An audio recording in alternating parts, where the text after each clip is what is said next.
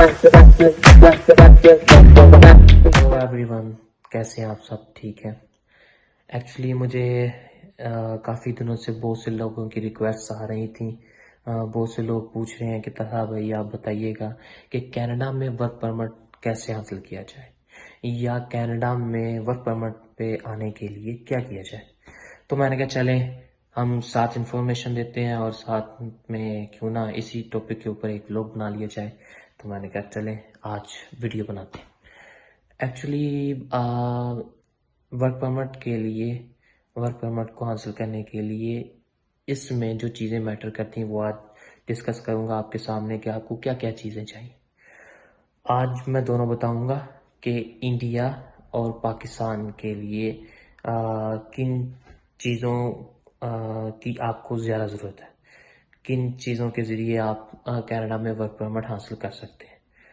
Actually आप जानते हैं कि कनाडा में वर्क परमिट हासिल करने के लिए आपको सबसे पहले जो वो चीज़ है एजुकेशन, और आपका लैंग्वेज टेस्ट, और तीसरा जो कि बहुत इम्पोर्टेंट है वो आपका एक्सपीरियंस। ये लाजमी आपके पास होना चाहिए। किसी भी जिस जॉब में आप आ रहे हैं तो आप अप्लाई कर रहे हैं अगर वर्क परमिट में, तो आपके पास एक्सपीरियंस होना लाजमी है।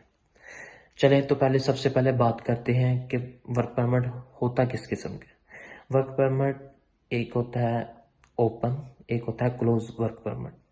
और क्लोज वर्क परमिट में ये होता है कि अगर आपने किसी से जॉब ऑफर लेटर मंगवाया है, यानी कि आप पाकिस्तान में हैं, आपको किसी कंपनी ने आपको ऑफर लेटर भेजा है, तो आपका क्लोज वर्क परमिट उस जॉब लेटर के ऊपर लगेगा, जिसे हम कहते हैं LMI।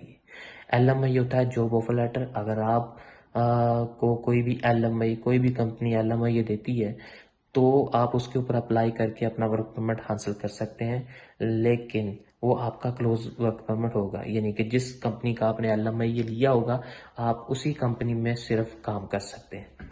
और अगर आपने वर्क परमिट गवर्नमेंट में अप्लाई किया है, यानी कि इमिग्रेशन से अपना हासिल किया है, वर्क परमिट आपको अगर मिलता है तो वो होता है ओपन वर्क परमिट, यानी कि आप 2 साल या 2.5 साल 3 साल जितने भी आपका टाइम लिमिट होगा, आप उतने साल जो आपके वर्क परमिट पे होंगे इजीली कहीं भी काम कर सकते हैं, सिर्फ आपका एक्सपीरियंस काउंट होगा।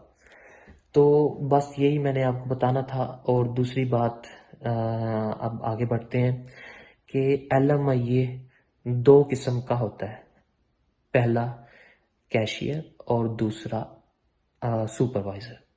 जो तो कैशियर है उसके लिए आपकी मैट्रिक होना लाजमी है, और इसमें एक्सपीरियंस काउंट नहीं होता, आपका एक्सपीरियंस नहीं चाहिए होता। तो इसमें आपका इजीली वर्क परमिट आ जाता है, लेकिन बाद में कैशियर को सुपरवाइज़र में ट्रांसफ़र करना पड़ता है। यानी कि आप 1 साल 1.5 साल कैशियर पे काम करेंगे, कैशियर के वर्क परमिट पे। उसके बाद आप फिर अप्लाई करेंगे सुपरवाइज़र के वर्क परमिट पे, जिस पे यानी कि आपको जो ओनर है वो आपका LMI ये ट्रांसफ़र करेगा सुपरवाइज़र के ऊपर। वो इमिग्रेशन को कहेगा कि ये बंदा मुझे बहुत पसंद आया है, इसने बहुत अच्छा काम किया, मेरा स्टोर या जो भी रेस्टोरेंट इसने पूरा संभाला हुआ है, तो मैं इसे अपग्रेड करना चाहता हूँ। तो वो आपको सुपरवाइज़र का LMI ये निकाल देंगे, तो आप इमिग्रेशन में अप्लाई करेंगे, तो फिर आपका सेम प्रोसेस के ज़रिए सुपरवाइज़र का वर्क परमिट आ जाएगा। तो इस तरह आप वर्क परमिट के ऊपर अपना तकरीबन 1.5 साल काम करेंगे, यानी कि 1.5 साल कैशियर और 1.5 साल फिर इसका सुपरवाइज़र का काउंट होगा, यानी कि 3 साल के बाद आप अपनी PR अप्लाई कर सकते हैं। तो जो मेन पॉइंट है, अगर आप पाकिस्तान से आ रहे हैं तो बहुत से लोग आपको सेम प्रोसेस के ज़रिए आपसे 40 लाख भी मांगते हैं, या आपसे 50 लाख 70 लाख तक ये बात जाती है। अगर आप खुद अपना अप्लाई करते हैं, तकरीबन आपको अगर आप इसके ऊपर डिपेंड करता है कि कौन सी कंपनी आपको LMI दे रही है और किस पोस्ट का दे रही है। अगर यानी फ़र्ज़ करें आपको कोई कंपनी नॉर्मल से नॉर्मल भी कनाडा से आप अप्लाई कर रहे हैं, तो आपको वो LMI भेज रही हैं, कैशियर का भेज रही हैं, तो आपसे तकरीबन वो $15,000 लेंगे। और अगर सुपरवाइज़र का आप अप्लाई कर रहे हैं तो मेरे हिसाब से आपको $19,000 का बिल जो वो पे करना पड़ेगा। आप LMI के लिए पे करते हैं। तो बस ये बात अपने ज़हन में रखें, जिससे भी लें पहले उससे कंफर्म कर लें, क्योंकि बहुत से लोग LMI के नाम पे फ्रॉड भी करते हैं, ठीक है। और LMI का पाकिस्तान से और इंडिया से जो लोग अप्लाई करते हैं, यानी कि खुद अप्लाई करते हैं, वीज़ा अप्लाई करते हैं, उसमें आपकी एजुकेशन और आपका सबसे पहले एक्सपीरियंस मैटर करता है। और चंद पैसे जो आपने अपने स्टेटमेंट के तौर पे अपने अकाउंट में रखवाने होते हैं, यानी कि अगर आप खुद अप्लाई करेंगे, अगर इंडिया से है तो तकरीबन आपका मैक्सिमम खर्चा जो है वो मेरे हिसाब से, अगर आप इंडिया से हैं तो तकरीबन 20 से 25 लाख, और अगर आप पाकिस्तान से हैं तो आपका 40 से 45 लाख के दरमियान लगेगा। और अगर आप खुद अप्लाई कर रहे हैं, यानी कि आप किसी कंसल्टेंट के ज़रिए अप्लाई कर रहे हैं, तो आपका मे बी वो आपको 70 लाख भी चार्ज कर सकता है पाकिस्तानी, और इंडिया में भी 30 लाख तक भी ये बात जा सकती है। और अगर आप यानी कि आप खुद अप्लाई करते हैं, आपका अगर कोई कनाडा में है, मैं आपको ये बात प्रेफर करूँगा कि अगर आपका कोई कनाडा में है तो आप उसको कॉल करें और उसको कहें कि भाई मैं यहाँ पे पैसे ट्रांसफ़र करता हूँ, आप मुझे किसी अच्छी कंपनी का LMI निकलवा के दो। आप उससे बात करवाओ तो वो आपको तकरीबन जितने में भी आपका हो, ये ना हो कि वो आपको कंसल्टेंट से भी ज़्यादा चार्ज करे। आप पहले मेक श्योर करें कि मार्केट में क्या रेट चल रहा है, आपको नेट में सब इंफॉर्मेशन मिल जाएगी, क्योंकि अभी LMI की डिमांड बहुत ज़्यादा है। तो आप LMI को खुद अप्लाई करें, यानी कि आप offer letter, job offer letter Pakistan या इंडिया में मंगवाएं, अपना एक्सपीरियंस, अपनी लैंग्वेज टेस्ट, आप जो भी आप इकट्ठे अप्लाई अपनी फ़ाइल बनाकर, यानी कि सब तरतीब के साथ चीज़ें लगाकर, फ़ाइल में आपका एक्सपीरियंस भी होना चाहिए। आप किसी भी कंपनी का लेटर बनवा लें, एक्सपीरियंस लेटर, तकरीबन 2 से 2.5 साल जिसमें भी आप काम कर रहे हैं उसका एक्सपीरियंस लेटर बनवा के, और अपना जॉब ऑफर लेटर यानी कि LMI लगा कर साथ, और अपनी फ़ाइल जो भी आपने बनाई होगी वो लगाकर इमिग्रेशन में आप अप्लाई कर सकते हैं, और इजीली आप अपना वर्क परमिट जो भी हासिल कर सकते हैं। और दूसरी बात, इसमें बहुत से लोग जो हैं वो ये सोचते हैं कि LMI अगर मिल गया तो वर्क परमिट पक्का हो जाएगा। ऐसा नहीं होता। इसमें सबसे मेन और जो इंसान को हिला देने वाली बात ये है कि LMI होता है जो आपको कंपनी देती है, ऑफर लेटर जो होता है कंपनी देती है, वर्क परमिट वो होता है जो आपको इमिग्रेशन देती है, कनाडा इमिग्रेशन देती है। तो बेशक आपको LMI आप को मिल गया, आपका LMI निकल आया है आपके नाम पर, लेकिन ये ज़रूरी नहीं है कि आपका वर्क परमिट भी निकले। बहुत से लोगों की रिजेक्शन भी आती है। हाल ही में एक मेरे पास एक यहाँ पे ज़िया नामी लड़का है, तो वो जापान से कनाडा में मूव हुए हैं। तो मैंने उससे पूछा कि भाई आप कब से लगे हुए? उसने बताया कि मेरा 11 बार जापान से कनाडा में आने के लिए वीज़ा रिफ्यूज़ हुआ। तो फिर मैंने इस बार लास्ट टाइम सोचा कि चलें एक बार और ट्राई करूं, लेकिन यानी कि 12वीं दफ़ा उसका वीज़ा लग गया, वर्क परमिट लग गया। लेकिन उसने किसी से LMI ऑफ़र करवाया था, यानी कि LMI लिया था जापान में, फिर LMI लेके उसको अप्लाई किया, यानी कि तकरीबन उसका फिर भी $30,000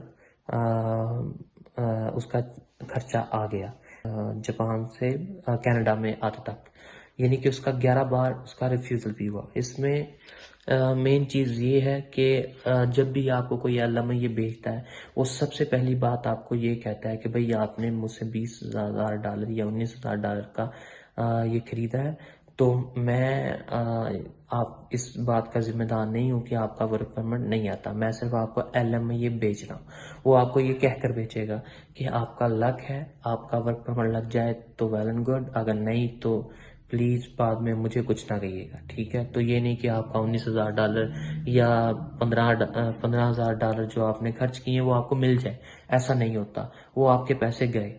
तो बस जैसा भी ये, अगर कुछ होते हैं लोग खुदा खौफ भी होते हैं, तो वो करते हैं कि भाई आप थोड़े से मुझे दे दीजिएगा, अगर आपका वर्क परमिट निकल आया तो आप मुझे फिर पैसे देंगे $19,000।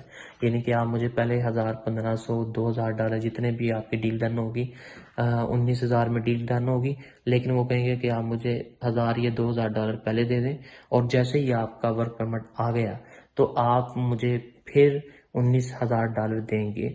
वो चाहे आप किस्तों में दें, चाहे आप एक दफ़ा दें, लेकिन ये आपकी उसके साथ डील डन होगी।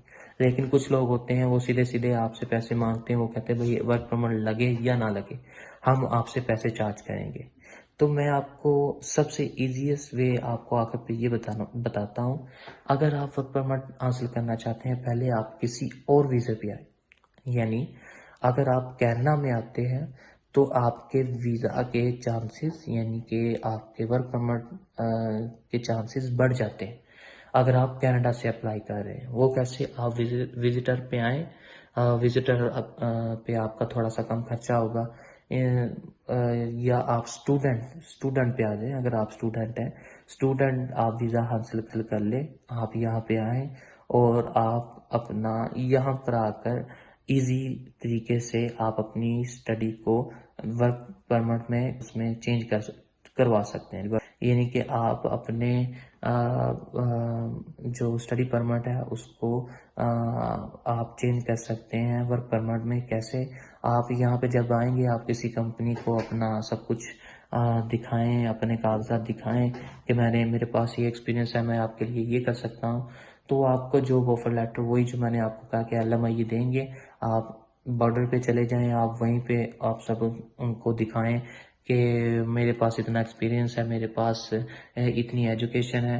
तो वो आपको फ़ौरन साल या 2 साल का वर्क परमिट लगा देंगे। तो आपकी स्टडी परमिट जो है वो चेंज हो जाएगा ऑटोमेटिकली इन वर्क परमिट।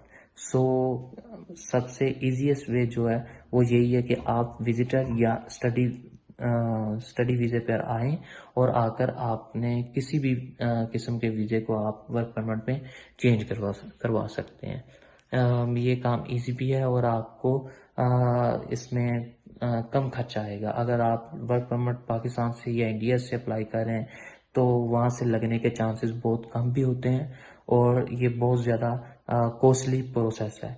तो मैं आपको यही प्रेफर करूँगा कि आप पहले कहीं कनाडा में आए या किसी भी तरीके से आए, यानी कि आप स्टडी पे आएँ या विजिटर वीज़े पे आएँ, तो आप आके यहाँ पर पहले से बात कर लें या किसी अपने जानने वाले को कह दें कि आपका वो वर्क परमिट अप्लाई करवा दें। तो पहले से आप अपनी डील डन करके आप यहाँ पर आएँ और यहाँ पर आकर LMI लें, ताकि आपके वर्क परमिट के चांसेस बढ़ जाए। तो मैंने कहा जो मेरे पास इंफॉर्मेशन थी, मैंने कहा चले आपको मैं आज बता दूं। तो अगर आपको अच्छी लगे वीडियो तो प्लीज़ लाइक करिएगा, सब्सक्राइब करें मेरा चैनल, और आप इसको शेयर करें। मैं आपके लिए ये वीडियो बनाता हूँ। तो मेरे 1,000 से ऊपर सब्सक्राइबर हो चुके हैं, मैं खुश हूँ, लेकिन मुझे मज़ीद चाहिए ताकि मैं आपके लिए मज़ीद इन्फॉर्मेशन लेके आ सकूं। आपको पता है कि हम अपना टाइम निकाल कर आपके लिए ये वीडियो बनाते हैं, तो प्लीज़ हमारी जो कोशिश है उसको अप्रिशिएट करें और सब्सक्राइब करें हमारे चैनल को, और लाइक करें, शेयर करें। मिलते हैं नेक्स्ट व्लॉग में।